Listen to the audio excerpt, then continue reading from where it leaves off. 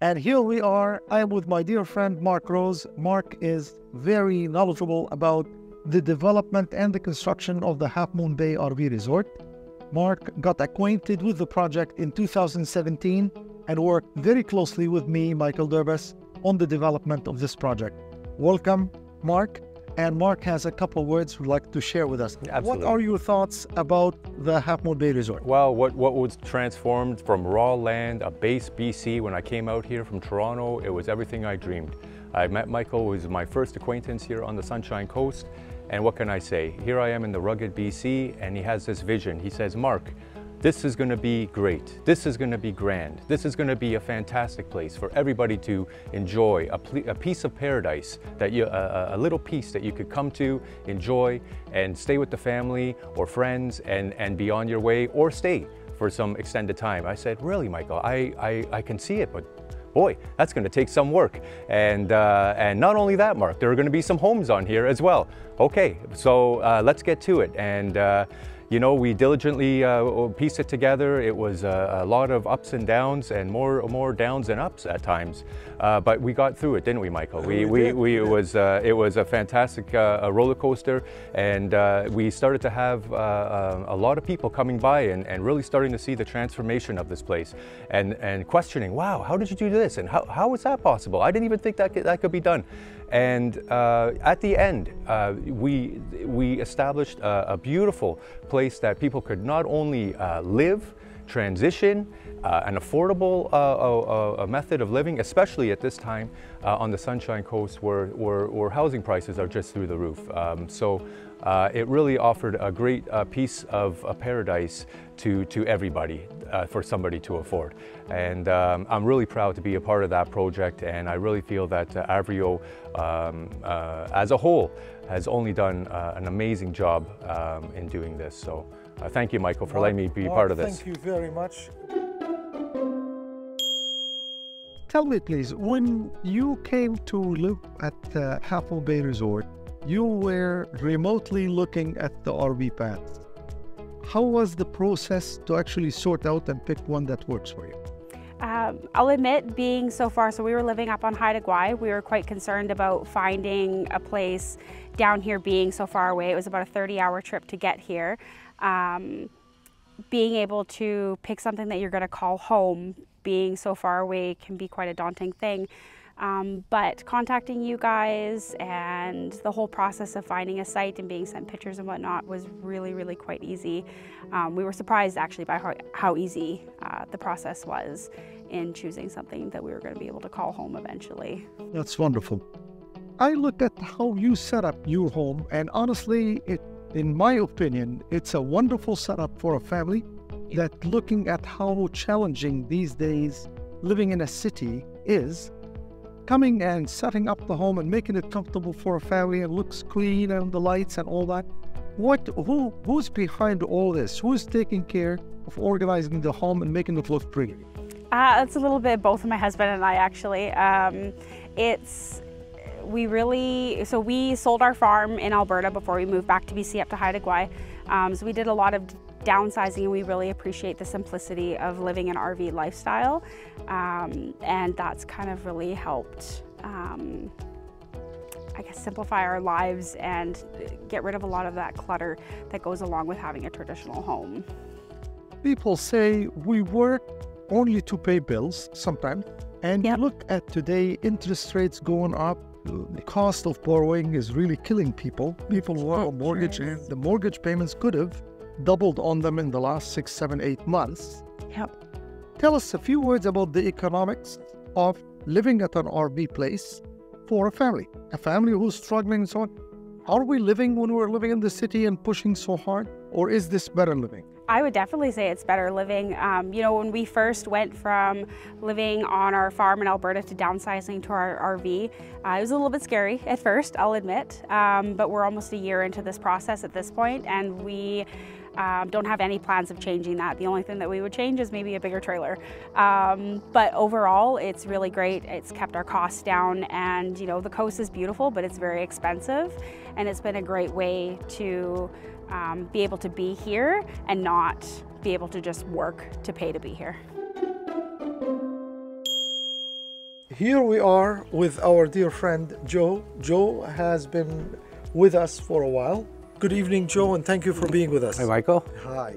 So if you would tell us a few words, your take on the economics of living within an RV community, particularly at times when interest rates today are north of 7.5. Anybody who has a loan of $1 million or even thereabout, they could be paying up to $70,000, $80,000 a year in interest. Why, in your opinion, does it make sense to own an RV and to live in an RV community? We're lucky because we've owned ours for about 12 or 13 years now. So it's long paid for. So most people, basically the younger people that are coming in are buying a unit and they're getting their monthly payments down to $500, $600, $700 a month, and then you're paying your pad rental on top of that. So it's a very economical way of living, especially for either seniors or younger people. It makes it worthwhile as opposed to a $3,000 or $4,000 mortgage payment. At the same time, you're creating equity in the unit that you own. That's terrific. Very good way to inform people who are still new to it. Next question, in an RV community, in an RV resort, what would you say are some of the key elements to encourage quality family to be at a place that makes sense versus the stigma of, oh, that's an RV park, that's not a good place? What would separate a good RV living community from a less controlled, less exciting as a controlled environment, safe and secure? Well, the big thing is, and as you can see behind us, what we've done is it's home for us. And you're comfortable when you're at home, and that's what you do. You create your own environment and your own living area, so to speak. I mean, we're lucky we have a bigger lot than some of the other spots, and at your place, you have all your lots are big compared to some of the other RV places we've been in, so it just makes it very comfortable. That is terrific. At one point you moved here, your other members of your family, your direct brother lived here, they moved out, they come back in. What would you say to people who today are living in cities, as the same relates to RV, and any extra freedoms or benefits that are not only financial? Well, you're living in a nice space here. You got trees, you got the blue sky, as you can see, and it's very comfortable, and as opposed to sitting living. But that's a choice everybody has to make, whether you want to be a downtown living in the city or living a little bit rural, and the development over here on the coast is huge, so it's a rural living, and if that's the choice people have to make. Joe, I thank you for being with us, and this is very Michael. informative. What would you tell people who have not had the pleasure yet of living in an RV? What are the main characteristics to live in an RV? Well, you have to be willing to give up a lot of stuff because the RV is a lot smaller, which I didn't have any trouble doing. And you have to be in nature. Do you know, I lived in a trailer park that was, blump, blump, blump, blump. It was awful. But here it's quiet. I'm surrounded by the forest. My neighbors are wonderful. Somebody lost their keys, I heard, and you told everybody, so they were found, which is really nice. Everyone is really friendly, and it's comfortable here, and it's quiet, which I really love. It is a really good place for families. If they'd like to live in an RV, it is beautiful because it's safe, and that is all the difference in the world. There's even a laundromat here, which I just love, but it's safe. Like, I had my little granddaughter here for a couple of days, and I didn't have to worry. That's one of the nice things, when you feel safe. I didn't feel safe where I used to live. What gives you that feel of extra safety at Halfmoon Bay RV Resort? Is it the neighbors? Is it the fact that there is management living on site? Is it the fact that you got used to the people around you? Tell us a little about it. First of all, I had a talk with you and found out what this place was about, and you told me your concerns, and I told you mine, so we could agree. And that made me comfortable and made me feel that this would be a safe place to move to. That made all the difference in the world. And you were respectful. I've met some that aren't so much like that. and you live right here. So if there's a problem, I can phone you right away. I know even if you're not home, you'll answer the phone. That's a really good feeling. Archie, I remember in 2017 when we appeared on the site and we saw all the moose and we saw all these big animals, and I was really startled. And I had told you that, oh, I will never come to live or work that far. It seemed to me like it's the end of the world. Yet, at the end, Halfmoon Bay Resort ended up being my home for the last 6 years. How did you feel about selling the homes? We started with nobody living on site. Today, we have over 160 people living on site. How did it feel to you? How was it like to tell people, come live at Halfmoon Bay Resort? It was a nice, actually, meeting between you and I when we met, and we zigzagged our way, and it did take a long time to get to Halfmoon Bay, Secret Cove area, but once we got there, and I've had other clients say the same thing, once we got there and drove back, you realized it was only 20-25 minutes longer than what you expected. The highway is nice out there. It doesn't get curvy until after your project. So yeah, it was pretty good, and I knew you would have liked it, and it worked out very nice. That's wonderful. Okay, Archie, last, the economics of the marketplace today and people buying a home versus people renting or living in an RV situation. At one point it seemed like, no, that's a downgrade to live in an RV park. Today we look at the interest rate, interest on $1 million today for a residential borrower could be $75,000 to $80,000 a year. That's a lot of money. That is. So how do you put that in perspective for the average RV user if they bought the home and they have an RV pad at Halfmoon Bay Resort and they place their home there and they end up paying plus minus $900, $1,000 or from there? How does that translate in the marketplace from your experience with people looking for homes? You found the space in between what was needed, and you were the kind of the pioneer in that one. And as you see what you've done, there are other people following in your footsteps and doing the same thing. Home affordability is just, yeah, I don't know what even to say about it, but it's not there. Nobody can afford homes. It's just getting out of reach. The interest rates are going crazy. You found a spot in the market that people can actually call home and feel good about it. It's a nice, real nice environment. It's affordable for them. And they just fit right in. And we need people like that. We need those people. There are workers in the downtown core. They're never going to afford to live down here. And it's just a really good thing, a really good spot for you. I thank you very much, Archie. Archie McLean from Remax, and Archie also is one of the fastest drummers and the best musicians on the Sunshine Coast. Thank you, Archie. Thank you, Michael. Appreciate your time. Appreciate you. Well, here we are with Julia Walker at Peace Point number 3. Julia, good afternoon to you. Hi, Michael. Well, you've been living in the RV setup, the RV life for several years. You're an experienced RVer.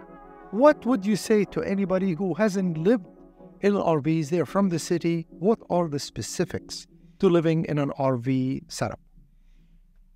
Make sure you like a nomad life. It's totally different from house living. It's the best kind of life, especially for retirement. A very simple life, but there are a lot of maintenance, more so than a house. There's a lot of upkeep, and you have to keep your unit up. I smoke all our own bacon and lunch meats, and if you can smoke it, I'll smoke it. Smoke pigs. Yes, yes. And we barbecue. I barbecue a lot, so hence the barbecue and the smoker. I love to grow our own food, to have healthy food, and gardening is just a passion, a pastime that just totally relaxes a person. It's terrific. You've done a great job here, and honestly, you've transformed just an RV pad to a home with a beautiful garden, with life, with fig trees, with other plants, with flowers. It's so wonderful. You have your lovely 2 little friends who are members of the family. How are they, and how do they feel about living in a setup like this? One of them, as long as she's got her bed of lettuce, she's happy. The other one, she loves it because she can chase the squirrels. She's great at keeping the mice away. That's all they've known. Since we've had them for 7 years. So 7 years. And what are their names? Mocha and Dottie. Mocha and Dottie. And now it's quiet because Mocha and Dottie are on a break. Yes. Julia, tell us a little about the economics of somebody living in an RV setup versus paying for a mortgage or paying for an expensive apartment in the city. Rent is a lot more affordable. You have your own front backyard, so to speak. You don't have to go down a hallway, down an elevator. Nobody can afford the rents. Mortgages are astronomical. For seniors or anybody on a limited income, if they can afford a good unit, it's the way to go. It's just a very peaceful, quiet life. That's wonderful. And here, it's very, very safe. That's wonderful. I'm glad to hear that. Julia, we thank you. You've done a great job to the people who are listening and people who are learning about RV living. I've been a lot of parks on the coast. This one's got her all. Perfect. Good to hear. Thank you so much. Thank you. Thank you. Well, first off, I've been a long-term resident in Halfmoon Bay, and I'm a hard man to please. I like the peace and quiet, and I like to be away from cities. So this is perfect for me. If you like what I like, you would really enjoy living here. Halfmoon Bay Resort is about freedom for us. We live there because it's the next step to freedom. It's affordable. You still live in your own house, and it's a beautiful area. It's private. You've made a great garden out of your place. Oh my God, yes. You made it like heaven on earth. We have. What prompted you to put so much love into this place? Because it's the owner. The owner. Michael. No, it's true. Okay. You're a wonderful person, and you've given us the freedom to do that. That's wonderful. And that's what's great about Halfmoon Bay. God bless. One more last question before I thank you is the economics of living at an RV park. Who will it work for? Who are the candidates that will do well living at an RV park from an economics point of view? Well, I think definitely the people over 55, you know. Nobody wants a big mortgage anymore at our age, right? We're retired, we want easy living. That's easy living. And second of all, even families, if they can live there, it's affordable for them. Like right now, nobody can live in a place on the Sunshine. There's nothing here to rent. And if there is, it's $2,000 to $3,000 a month. That's not affordable for most people. Roxy, thank you very much. Have a terrific day. You too. All right. Michael, thank you so much. There you go.